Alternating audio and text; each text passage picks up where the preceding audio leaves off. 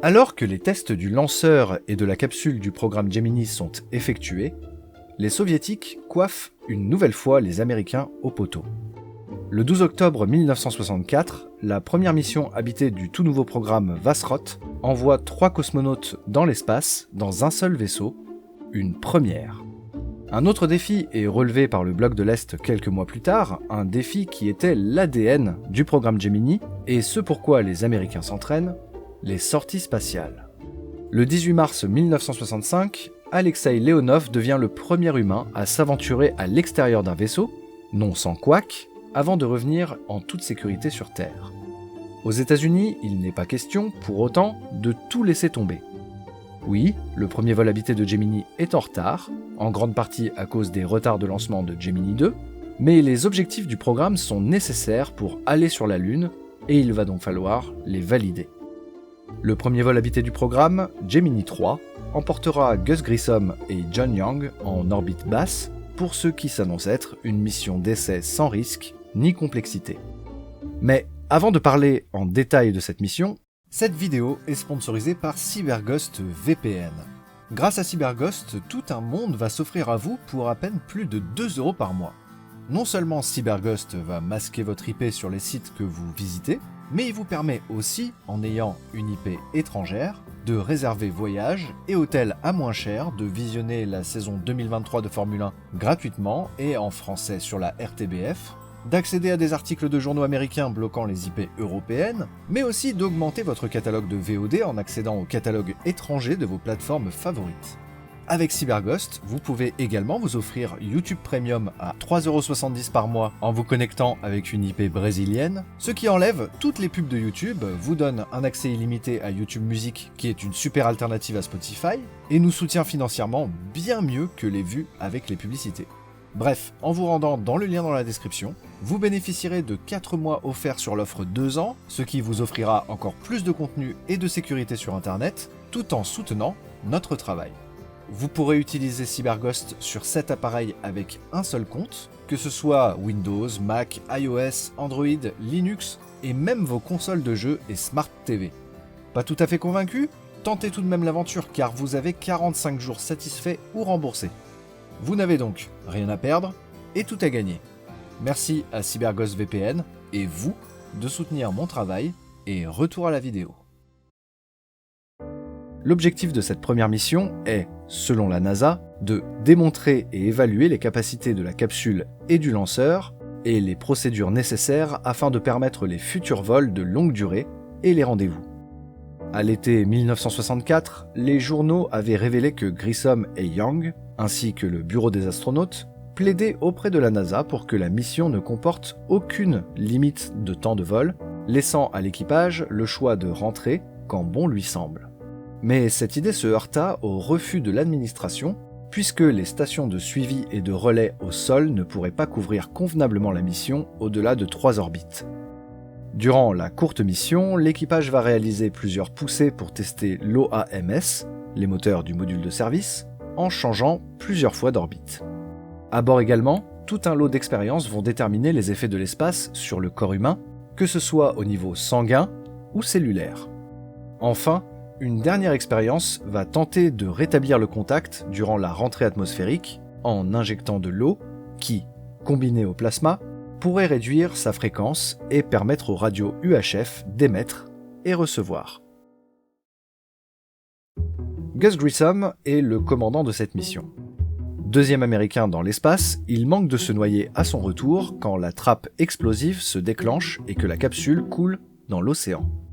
Innocenté par la NASA, qui au départ pensait qu'il l'avait lui-même ouverte, le voici commandant du premier vol habité du programme Gemini. À ses côtés, John Young va faire son premier vol.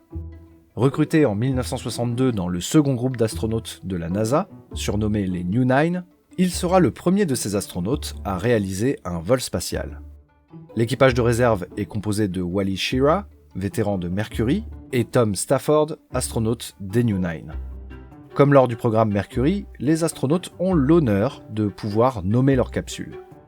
En référence à l'incident qui a failli coûter la vie à Gus Grissom lors de son vol Mercury, il propose de baptiser la capsule Gemini numéro 3 Molly Brown. Rescapée du Titanic, probablement la plus célèbre, L'histoire de Margaret Brown est portée au cinéma et à Broadway, lui donnant le surnom d'insubmersible Molly Brown. Les hauts fonctionnaires rejettent d'abord l'idée, mais sachant que le second choix de Grissom était Titanic, ils finissent par accepter Molly Brown, qui prend forme sur le patch de la mission. Le 4 janvier 1965, Molly Brown est livrée en Floride. Alors que Gemini 2 décolle à quelques kilomètres de là, la capsule 3 est testée et vérifiée une dernière fois avant de la monter sur son lanceur Titan 2 en février. Le 20 mars, l'ensemble est certifié pour le vol et 2 jours plus tard, au soir, le lancement se prépare. Toute la nuit, le lanceur est rempli de carburant et à 2h du matin, le 23 mars, le compte à rebours final est lancé. 3 heures plus tard, les astronautes sont réveillés, prennent leur petit déjeuner de steak et de brouillé, et à 7h du matin, les voilà dans la salle blanche, prêts à embarquer. La météo, censée se découvrir, tarde un peu. En plus de cela, un boulon mal serré provoque une légère fuite sur le premier étage de la Titan 2. Avec un peu de retard, la fusée quitte le pad 19 de Cap Canaveral. 2, 1, 0, 1, engine start. 2, 3, lift off. Lift off.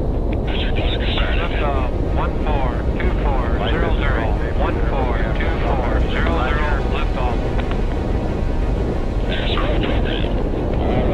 Flight clock started. Roger. Lighting on, cap pressure coming up. Roger. Still free. Flight spider, good on that. Roger, spider. Running up pitch program now.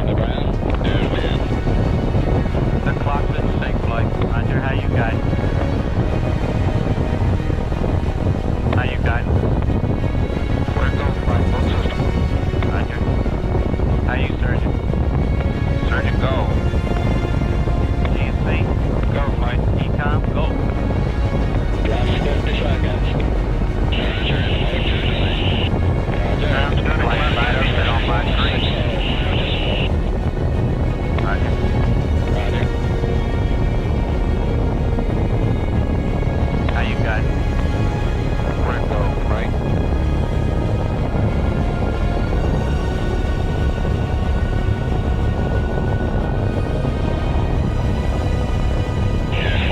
Flight spider, good here on my 3. Roger. Network, meet me on flight dynamics off.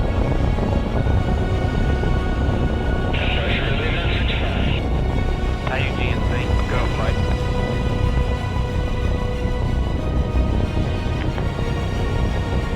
How's the cabin, Ecom? Good. Deep pressure, 65 and drop. Cloudy and still going good.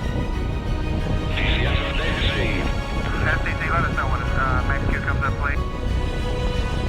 Roger, update. How you, Fido? We're a little high in flight, but no problem. Roger. We're a little bit high in the flight path, but no problem. Okay, Roger, go for staging. Roger, looks good from here. Roger. CMs are ready for staging. How you, Booster? Booster is go.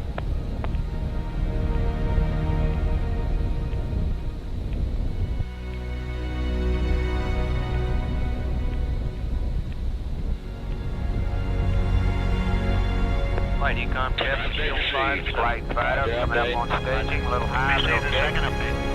Roger. Okay, there is staging. Roger, stage.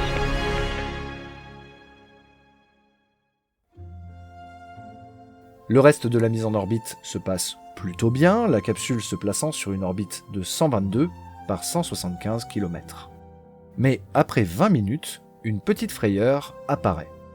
La jauge de niveau d'oxygène chute assez brusquement. John Young, en charge de surveiller ce paramètre, identifie rapidement qu'il s'agit d'un petit souci électrique qui fausse les données.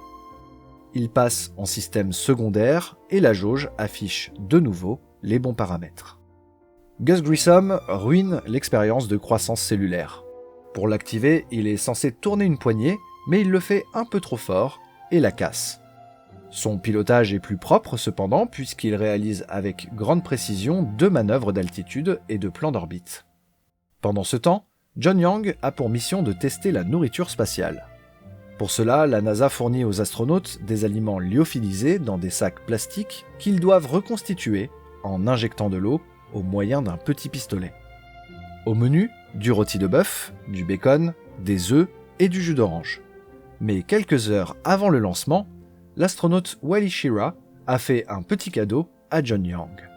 Il s'est rendu dans un restaurant de Cocoa Beach, ville voisine de Cap Canaveral, le Wolfies, où les astronautes ont leurs habitudes. Le matin du vol, Schirra donne discrètement à Young un sandwich au bœuf qu'il cache dans sa combinaison. Quelques heures plus tard, alors que la capsule est en blackout radio, Young tend le sandwich à son commandant. Grissom, d'abord très surpris, prend une bouchée de ce repas surprise et tout de suite, les deux astronautes comprennent pourquoi la NASA ne leur avait jamais fourni une nourriture du genre. Des miettes commencent à flotter de partout. L'astronaute range le sandwich dans sa poche et ne le ressortira plus de tout le vol.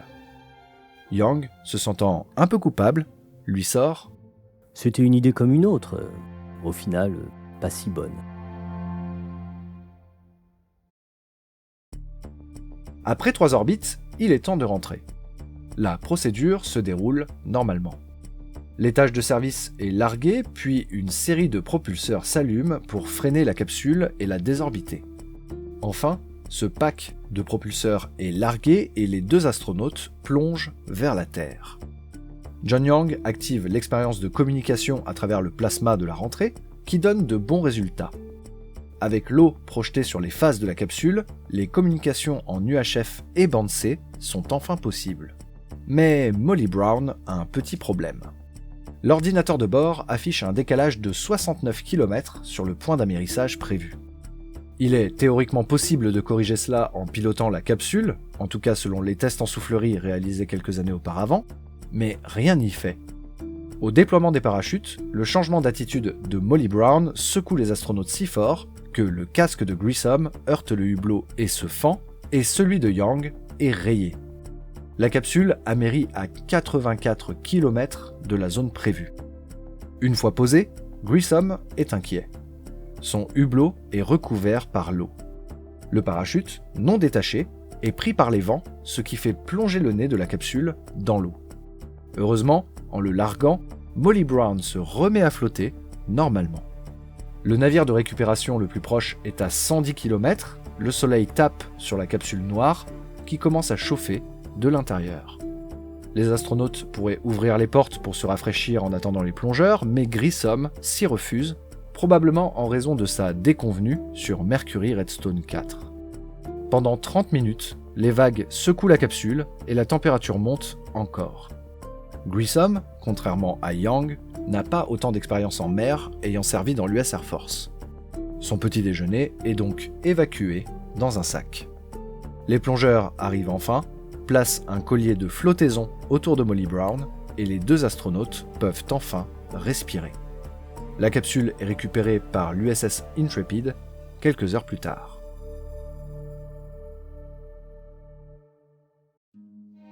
Au retour de Gemini 3, le comité de la Chambre des représentants américains se réunit au sujet du sandwich illégal. L'un de ses membres le surnomme le sandwich à 30 millions de dollars, ce qui est le coût de la mission Gemini. Le comité rappelle que les miettes peuvent s'infiltrer dans des composants critiques et causer de gros problèmes. L'administrateur de la NASA, James Webb, et son adjoint George Mueller sont même appelés à témoigner. Mueller déclarera que des mesures ont été prises pour, je cite, « ne plus revoir de sandwich au corned beef sur de futurs vols ». Devant le comité, John Young est sermonné sévèrement, mais n'arrive pas à s'empêcher de déclarer De toute façon, le sandwich manquait d'ingrédients. Il n'y avait même pas de moutarde ni de cornichons. Vous vous demandez sûrement ce qu'il est advenu du sandwich après le vol ? Nul ne le sait, mais une réplique en résine est exposée au Grissom Memorial Museum de Mitchell en Indiana, aux côtés de la capsule Molly Brown. L'USS Intrepid, qui a récupéré la capsule, est devenu un musée flottant et peut être visité à Manhattan. Il expose d'ailleurs une maquette de Gemini suspendue comme à l'époque de sa récupération. La mission de Gemini 3 est considérée comme un succès total. La seule expérience n'ayant pas fonctionné, sur la croissance des cellules, sera revue et lancée sur une prochaine mission. Pour le reste, Molly Brown a rempli tous ses objectifs et désormais, le programme Gemini va pouvoir démarrer les missions longues, les amarrages, mais surtout les sorties spatiales.